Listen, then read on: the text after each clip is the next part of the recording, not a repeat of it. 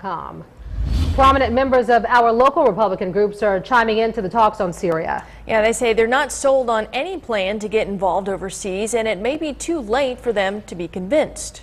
Local 15's Tammy Braves continues our team coverage tonight. Tammy, it's an issue that many members of the GOP are divided on.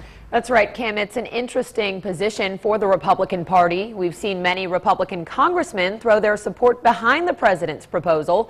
But at the local level, Republican leaders say they're not convinced we should have anything to do with Syria. I think he is probably in for a very bumpy road. Mobile GOP Chairman Terry Lathan says she's speaking for herself, not the party, but she's unclear on what the U.S. hopes to gain from a military strike in Syria. We don't feel like the president has answered that question. What is the purpose? Other to try to slap somebody on the hand. And it's maybe not a good enough reason to put our military in harm to do that. Tonight I want to talk to you about Syria. Many have criticized the president's wavering on his plan for action overseas.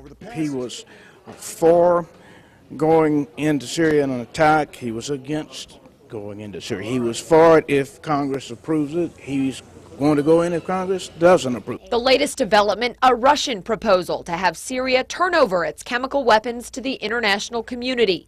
GOP member Jim Zeigler says it's a good plan, but may be unfeasible.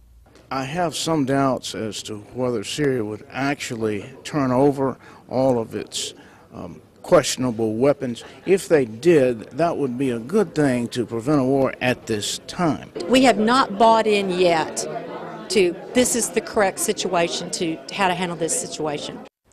Another question our local leaders raised: if the United States were to strike in Syria, how would we know when the strike was successful? They want to see a quantifiable benchmark for completion. Andrea. All right, Tammy, thanks.